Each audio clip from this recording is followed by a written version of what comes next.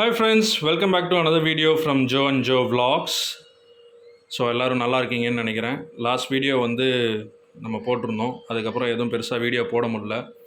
And நிறைய video எடுத்திருக்கோம், edit பண்ணி போடுறதுக்கான டைம் இல்லை. ஸோ இன்றைக்கி இன்ஸ்டண்ட்டாக ஒரு வீடியோ அப்படியே எடுத்து அப்படியே உடனே அப்லோட் பண்ணிடலான்ற ஐடியாவில் இன்றைக்கி நம்ம என்ன பார்க்க போகிறோம் அப்படின்னா, ப்ரான் பிரியாணி எப்படி செய்கிறதுன்னு. யூஸ்வலாக நம்ம மட்டன் சிக்கன்லாம் அடிக்கடி செஞ்சு சாப்பிடுவோம். நம்ம ஒரு ரெஸ்டாரண்ட்ஸ்லேயே போய் நம்ம ஆர்டர் பண்ணுறோம் அப்படின்னா, நம்ம மேக்ஸிமம் வந்து மட்டன் அண்ட் சிக்கன் பார்த்திங்கன்னா டிஃபால்ட்டாக குக் பண்ணும்போதே போட்டு அதை தம் பண்ணி நமக்கு ப்ராப்பராக கிடைக்கும்.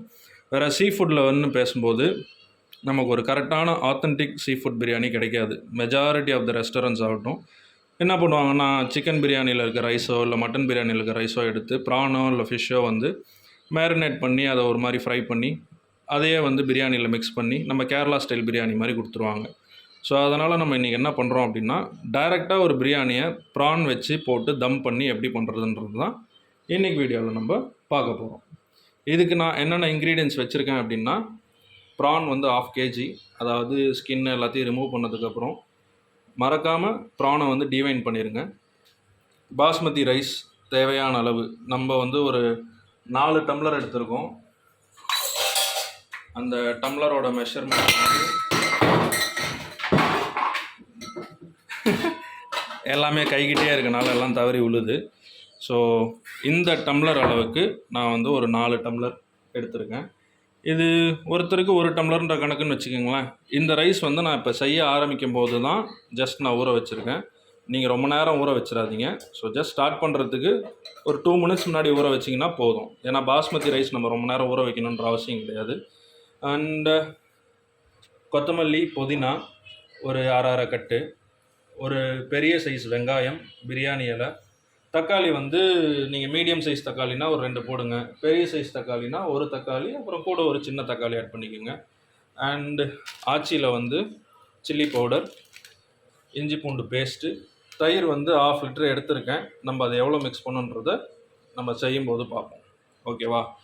இப்போ நம்ம இந்த பிரியாணியை எப்படி செய்ய போகிறோன்றதை ஸ்டார்ட். இதை வந்து நான் தனியாக பண்ண போகிறது இல்லைங்க. என்னோடய ஒய்ஃப் வந்து என் கூட ஜாயின் பண்ணி குக் பண்ண போகிறாங்க. நான் ஜஸ்ட் வீடியோ மட்டும்தான் எடுக்கிறேன். ஸோ பிரியாணி நல்லா இருந்தாலும் நல்லா இல்லைனாலும் மொத்த கிரெடிட்ஸும் அவங்களுக்கு கொடுத்து கமெண்ட்டில் போட்டுருங்க. ஓகே, இப்போ நம்ம வந்து அடுப்பை ஆன் பண்ணியாச்சு. நாங்கள் வந்து குக்கரில் தான் பண்ண போகிறோம். ஸோ குக்கர் வந்து ஹீட் ஆகிற வரைக்கும் வெயிட் பண்ணுவோம். இப்போ வந்து குக்கர் ஓரளவுக்கு ஹீட் ஆகிடுச்சு. நம்ம வந்து ஆயில் சேர்க்க போகிறோம். ஒரு 150 to 200 ml. சிலர் வந்து ஆயில் சேர்த்துவாங்க, சிலர் வந்து கீயே போட்டு சேர்த்துவாங்க. நம்ம வந்து இப்போ ஒரு 150 ml ஆட் பண்ணியிருக்கோம் ஆயில். ஸோ இந்த ஆயில் வந்து நல்லா ஹீட் ஆகட்டும்.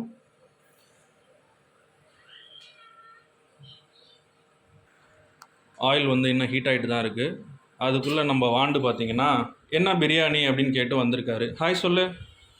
ஹாய். என்ன செய்கிறாங்க மம்மி? ஒழுங்காக சொல்லு. என்ன பிரியாணி செய்கிறாங்க? சரி, போய் டிவி பாரு. பிரியாணி செஞ்சதுக்கப்புறம் கூப்பிடலாம். ஓகே,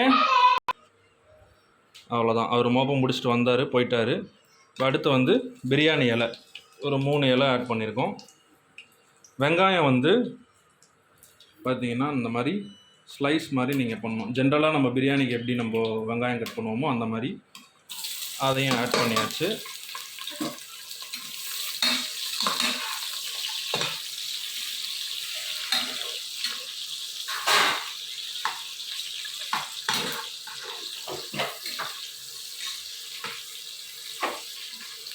ஸோ இது கொஞ்சம் லைட்டாக அப்படியே வதங்கட்டும்.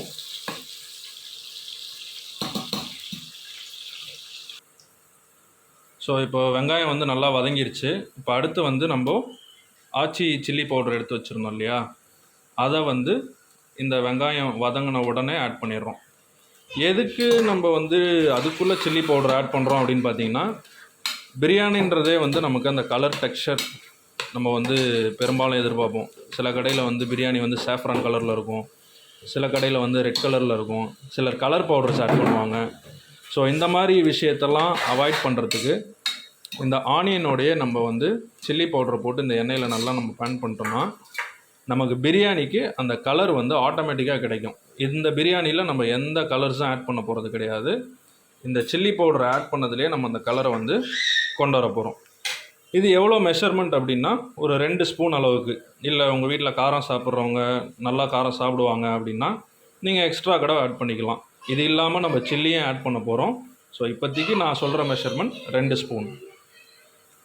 ஸோ இப்போ இது வந்து ஒரு 20 செகண்ட்ஸ் நல்லா அந்த மசாலா மாதிரி வதங்கியிருக்கும். அடுத்து வந்து நம்ம இந்த இது பண்ணி வச்சுருக்கோம் இல்லையா, கொரியண்டர் அண்ட் மின்ட் லீவ்ஸ், புதினா அண்ட் கொத்தமல்லி, அதை வந்து ஆட் பண்ணிடுறோம். இதுவும் வந்து ஒரு 10 to 20 செகண்ட்ஸ் தான் நம்ம வதக்க போகிறோம். உங்களுக்கு நான் அரைக்கட்டுன்னு சொன்னேன். ஆக்சுவலாக நீங்கள் வந்து ஒரு கைப்பிடி அளவு நீங்கள் எடுத்து வச்சுக்கிட்டாலே போதும், கொத்தமல்லி அண்ட் புதினா. ஸோ கரெக்டாக ஒரு 10 to 15 செகண்ட்ஸ் தான், ரொம்ப நேரம் நம்ம இதை வதக்க வேண்டாம்.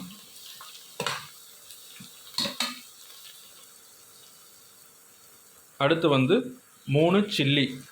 ஸோ சில்லியோட சைஸ் பார்த்துக்கோங்க, நான் போடுறதுக்கு முன்னாடி உங்களுக்கு காட்டணும்னு நினச்சேன்.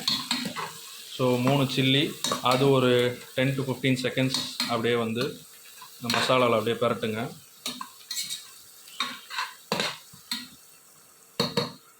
அடுத்து வந்து நம்ம கட் பண்ணி வச்சுருக்கோம் இல்லையா தக்காளி, அதையும் ஆட் பண்ணிடுங்க. தக்காளியும் நம்ம வெங்காயம் எப்படி கட் பண்ணோமோ அதே மாதிரி ஸ்லைஸாக கட் பண்ணிடுங்க. ரொம்ப நம்ம இதாக போட்டோம் அப்படின்னா நமக்கு ப்ராப்பராக அது குக் ஆகாது, அந்த ஜூஸ் வந்து நமக்கு கரெக்டாக கிடைக்காது. தக்காளியில் மெயினாக நம்ம ஃப்ளேவராக என்ன எதிர்பார்ப்போம், அந்த ஒரு சின்ன புளிப்பு அண்ட் லிட்டில் ஸ்வீட் இல்லையா. ஸோ அதுக்காக நம்ம தக்காளியை நல்லா ஸ்லைஸ் பண்ணி இது கூட போட்டு நல்லா நம்ம வந்து குக் பண்ண போகிறோம். இப்போ தக்காளி வந்து ஓரளவுக்கு நல்லா வதங்கிருச்சு. அடுத்து வந்து ஜிஞ்சர் கார்லிக் பேஸ்ட். அதில் ஒரு சின்ன ட்ரிக் இருக்குது, அது என் ஒய்ஃப் சொல்லுவாள். இது ஹோம்மேடு. லைக் தனியாக நம்ம ஜிஞ்சரும் கார்லிக்கும் வாங்கி கார்லிக்கை வந்து பீல் பண்ணிவிட்டு நம்ம தனியாக எடுத்து வச்சுட்டு, அப்புறம் ஜிஞ்சரும் வந்துட்டு அப்படி தான் நம்ம ஸ்கின் ரிமூவ் பண்ணிவிட்டு அதை ஃப்ரெஷ்ஷாகவே வந்து கிரைண்ட் பண்ணி அதில் எந்த ப்ரிசர்வேட்டிவோ எதுவுமே ஆட் பண்ணாமல் இல்லை வினிகர் எதுவுமே ஆட் பண்ணாமல் ஜஸ்ட் நீங்கள் அதை நல்லா ஸ்மூத்தாக கிரைண்ட் பண்ணி ஸ்டோர் பண்ணி வச்சுக்கிட்டாலே வென்எவர் நம்ம தேவையோ அப்போல்லாம் வந்துட்டு நம்ம யூஸ் பண்ணிக்கலாம். இதுக்கு நம்ம கடையில் எதுவும் வாங்கி நம்ம யூஸ் பண்ணால் அது அதோட ஹெல்த்திக்காக தான், வீட்லேயே செஞ்சுக்கலான்ற மாதிரி தான், வெரி ஈஸி. கேட்டுக்கிட்டிங்களா? ஸோ இதெல்லாம் சின்ன சின்ன டிப்ஸ் அண்ட் ட்ரிக்ஸ், நமக்கு தெரியாத விஷயம், வீட்டில் இருக்கவங்களுக்கு இதெல்லாம் தெரியும். இதை ஜென்ட்ஸ் பார்த்துட்ருப்பீங்க, லேடிஸ் பார்த்துட்ருப்பீங்க. ஸோ ஜென்ட்ஸ் பார்க்குறவங்க வந்து தெரிஞ்சுக்கோங்க, லேடிஸ்ங்களுக்கு இது ஆல்ரெடி நிறைய பேருக்கு தெரிஞ்ச விஷயமாக தான் இருக்கும்.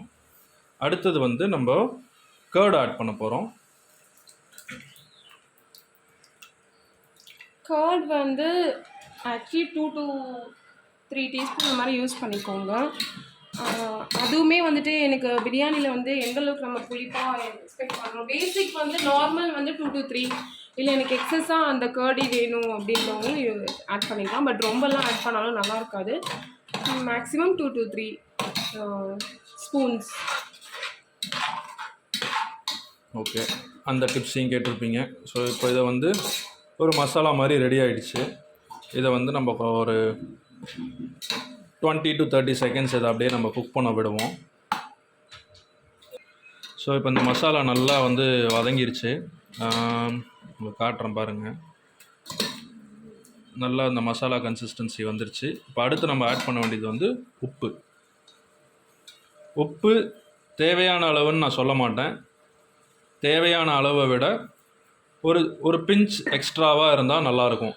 ஏன்னா நம்ம வழக்கமான மட்டன் பிரியாணி, சிக்கன் பிரியாணிலாம் செய்யும்போது நம்ம என்ன பண்ணுவோன்னா, பாஸ்மதி ரைஸை வந்து தனியாக நம்ம வேக வச்சு இந்த மாதிரி மசாலாலாம் போட்டு சிக்கன் மட்டன்லாம் மேரினேட் பண்ணி குக் பண்ணி அதுக்கப்புறம் அந்த நம்ம ஹாஃப் பாயில் பண்ண அந்த பாஸ்மதி ரைஸை நம்ம இதில் மிக்ஸ் பண்ணுவோம். ஆனால் ப்ரான் பிரியாணியில் நம்ம அப்படி பண்ண போகிறது கிடையாது. ஸோ நம்ம அந்த ரைஸை தனியாக குக் பண்ணும்போது நம்ம உப்பு ஆட் பண்ணுவோம். இங்கே அந்த இதை நம்ம பண்ணுறது கிடையாது. ஸோ அந்த ரைஸ் ஆட் பண்ணும்போது அந்த உப்பு வந்து மேட்ச் ஆகணும். அதுக்காக தான் நம்ம இந்த இடத்துல வந்து உப்பு வந்து கொஞ்சம் எக்ஸ்ட்ரா போட்டுக்கிறோம். ஓகேங்களா? ஸோ இப்போ நல்லா மசாலா மாதிரி ரெடி ஆகிடுச்சு. இதில் உப்பு எந்த அளவுக்கு இருக்குன்றதை நம்ம இப்போ செக் பண்ணிடலாம். காட்டுங்க, கை காட்டுங்க.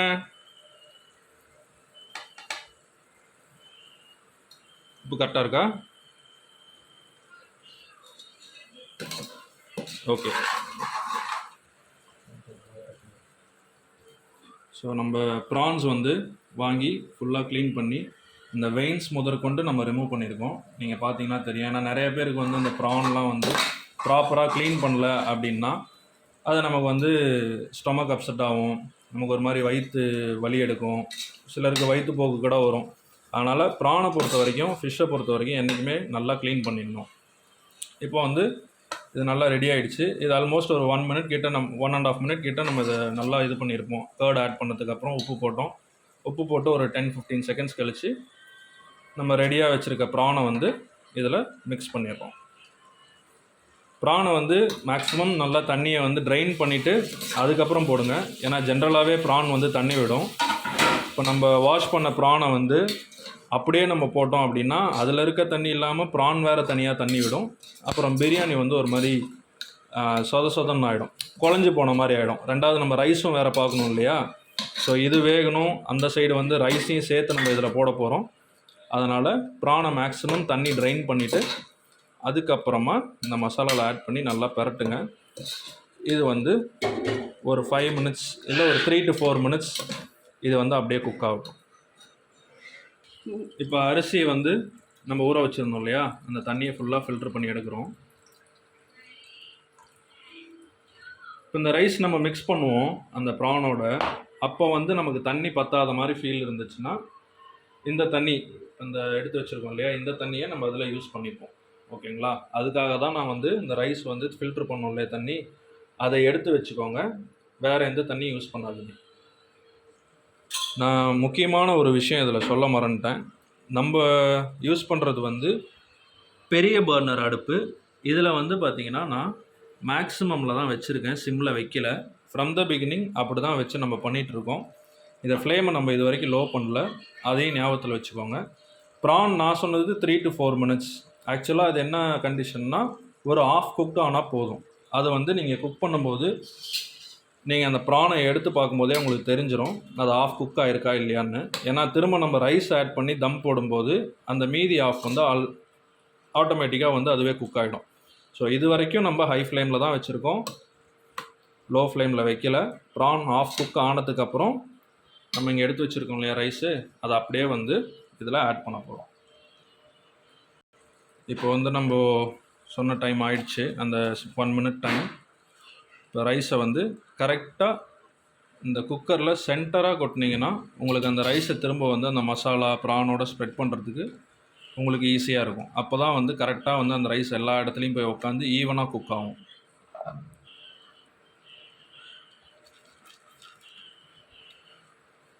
ஸோ இப்படி தான் பார்த்திங்கன்னா உங்களுக்கு நல்லா தெரியும். ரைஸை வந்து நம்ம கரெக்டாக சென்டரில் விட்டுருக்கோம்.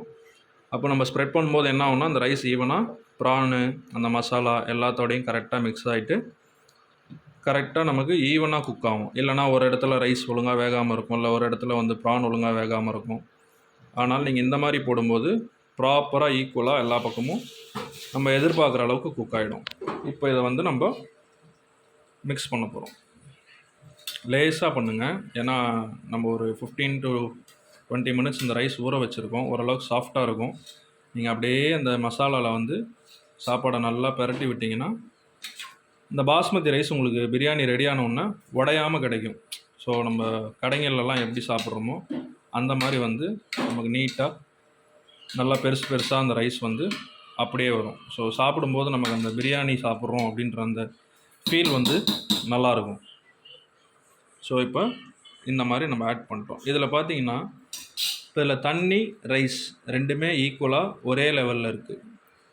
இன்கேஸ் நீங்கள் ஆட் பண்ண மசாலா உள்ளே இருக்கிற அந்த கன்சிஸ்டன்சி இதெல்லாம் சேரும்போது நீங்கள் ரைஸ் போட்டோன்னே தண்ணி கம்மியாக இருந்த மாதிரி ஃபீல் ஆச்சு, அந்த ரைஸும் அந்த மசாலாவும் லெவலாக இல்லாமல் ட்ரையாக இருக்க மாதிரி உங்களுக்கு தெரிஞ்சது அப்படின்னா நம்ம இந்த வடிகட்டி எடுத்தோம் இல்லையா தண்ணி, பிரியாணி ரைஸ் ஊற வைக்கும்போது அந்த தண்ணியை நீங்கள் இது மேலே ஊற்றி அந்த மசாலாவும் ரைஸும் மேட்ச் ஆகிற அளவுக்கு லெவல் பண்ணி விட்டுருங்க. அதுக்கு தான் அந்த தண்ணி நம்ம வந்து எடுத்து வச்சுருக்கோம்.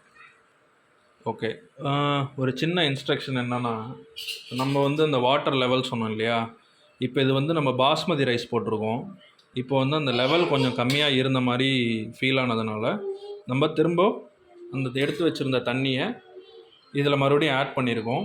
ரெண்டாவது அந்த பிரியாணி ரைஸ் இன்னும் வேகலை. ஸோ அது நல்லா உதிரி ஆகும்போது அது இன்னும் கொஞ்சம் தண்ணி எடுக்கும். ஏன்னா அது இன்னும் குக்கே ஆகலை இல்லையா?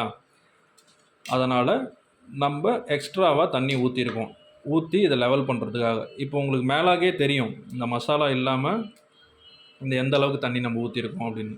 ரெண்டாவது, இதை வந்து நம்ம குக்கரில் வச்சுருக்கோமே தவிர இதை வந்து நம்ம லிட்டோ விசிலோ போட்டு ஒரு 4 விசில் விட்டு எடுக்கலாம், 5 விசில் விட்டு எடுக்கலாம். அந்த மாதிரி நம்ம குக் பண்ண போகிறது கிடையாது. ஸோ அது வேகிறதுக்கான ப்ராப்பரான தண்ணியும் வேணும் இல்லையா? ஸோ இதை வந்து நம்ம ஜஸ்ட்டு ஒரு லிட்டு மட்டும்தான் போட்டு கவர் பண்ண போகிறோம். இந்த மாதிரி கவர் பண்ணிவிட்டு அடுப்பை வந்து உங்களுக்கு நான் கரெக்டாக காட்டணுன்னா, இது வந்து ஃபுல் சிம்மு. நான் சிம்மில் இருந்து கொஞ்சம் எக்ஸ்ட்ரா வச்சுருக்கேன்.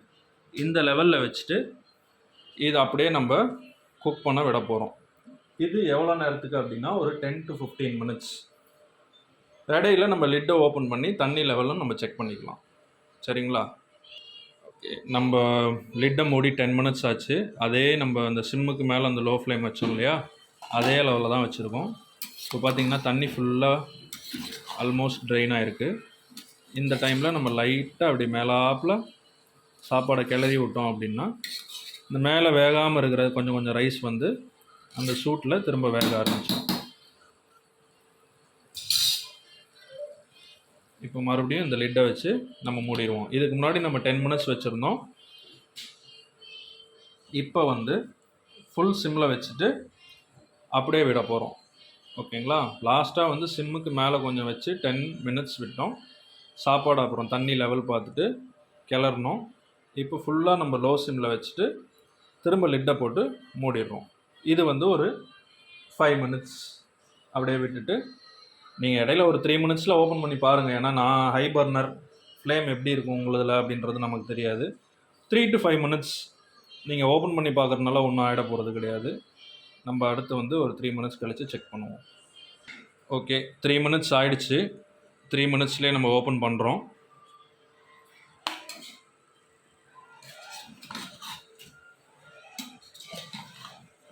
ஓகே, தண்ணி பார்த்தீங்கன்னா ஃபுல்லாக ட்ரெயின் ஆகிடுச்சு. நீங்கள் பாட்டம் வரைக்கும் பார்த்தீங்கன்னா உங்களுக்கு தெரியும்.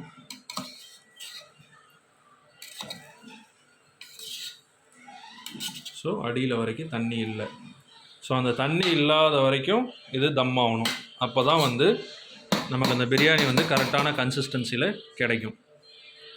ரெண்டாவது, தண்ணி சீக்கிரம் ட்ரெயின் ஆகிடுச்சு ஆனால் இன்னும் குக் ஆகலை அப்படின்னா நீங்கள் திரும்ப லோ சிம்மில் வச்சுட்டு அதே அரிசி தண்ணியை லைட்டாக விட்டு திரும்ப நீங்கள் வந்து தம் போட்டிங்கன்னா அது சரியாயிடும். ஸோ இப்போ இது ஒரு ஃபேண்டாஸ்டிக் பிரியாணி ரெடி ஆகிடுச்சு. இதை நம்ம பிளேட்டில் சர்வ் பண்ணி எப்படி இருக்குன்னு பார்ப்போம். அதுக்கு முன்னாடி இப்போ வந்து நம்ம அடுப்பை ஆஃப் பண்ணியாச்சு. பிரியாணி ஃபுல்லாக குக் ஆகிடுச்சு இல்லையா? இப்போ நம்ம என்ன பண்ணுறோம் அப்படின்னா டேஸ்ட்டுக்கும் ஃப்ளேவருக்கும் நெய் மேலே வந்து அப்படியே ஒரு லாவிஷ் ஸ்ப்ரிங்கிள் ஆஃப் கீ, நம்ம வெங்கடேஷ் பட் சொல்லுவார் இல்லையா, அந்த மாதிரி கீ ஆட் பண்ணிவிட்டு நம்ம அந்த லிட்டை போட்டு ஒரு 20 to 30 செகண்ட்ஸ் அப்படியே மூடி வச்சிட்டோம்னா அந்த கீ ஃபுல்லாக மெல்ட் ஆகி அந்த பிரியாணியில் மிக்ஸ் ஆகிடும். அது அடிஷ்னல் ஃப்ளேவர். ஓகேங்களா? ஸோ ஒரு 30 செகண்ட்ஸ் கழித்து நம்ம பிளேட்டில் சர்வ் பண்ணிட்டு டேஸ்ட் பண்ணி பார்த்துருவோம். பிரியாணி இதோ ரெடி ஆகிட்டே இருக்குது. நெய் ஊற்றியாச்சு, மூடி வச்சுருக்கோம். ஒரு 1 மினிட் வெயிட் பண்ணுறியா? Okay okay. கார் ஓட்ட போறியா? ஓகே, போங்க. அவருக்கு வந்து ஒரு கார் ஒன்று வாங்கியிருக்கோம்.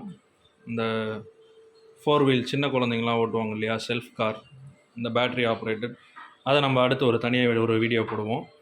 இப்போது இந்த ப்ராசஸ் நடக்கும்போது சைடில் வந்து நம்ம ரைத்தா ப்ரிப்பேர் பண்ணுறதுக்கான ஸ்டெப்ஸ், வெங்காயம், தயிர், பச்சை மிளகா, கருவேப்பிலை, கொத்தமல்லி ஃப்ளேவருக்கு, உப்பு, இதெல்லாம் நம்ம போட்டு ரைத்தா ரெடி பண்ண போகிறோம். ரெடி பண்ணிவிட்டு ஃபேண்டாஸ்டிக்கான பிரியாணியை நம்ம சர்வ் பண்ணி சாப்பிட போகிறோம். ஓகே, நம்ம பிரியாணி ரெடி ஆகிடுச்சு. இப்போ நம்ம அப்படியே லைட்டாக பரட்டி போடுவோமா? இந்த நெய்யெல்லாம் இந்நேரம் ஃபுல்லாக இறங்கியிருக்கும். இது நீங்கள் பிரியாணி பார்க்கும்போதே உங்களுக்கு தெரியும், நம்ம எந்த ஒரு கலர்ஸும் ஆட் பண்ணல. நம்ம போட்டது வெறும் சில்லி பவுடர். அந்த வெங்காயம் ஸ்டார்டிங்கில் வதக்கணும் இல்லையா, அப்போ போட்டதோடு சரி, அதுவே அந்த பிரியாணியோட ஃப்ளேவர் அண்ட் டெக்ஸ்சர் எப்படி எடுத்துகிட்டு வந்திருக்கு பாருங்கள். ஓகே, இதை நம்ம இப்போ பிளேட்டில் சர்வ் பண்ணிடலாமா? வாஜோ, நம்ம ஆள் பண்ணுவாங்க.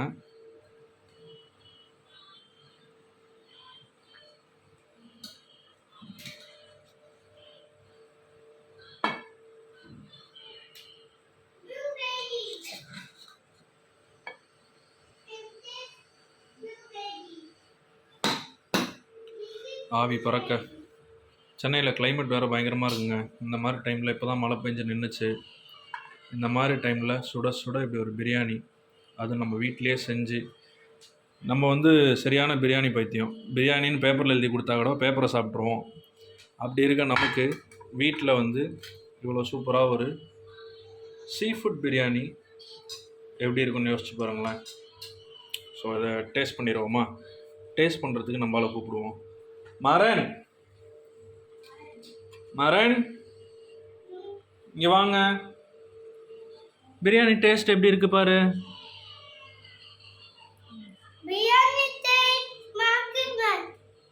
दो बिरयानी बेबी के.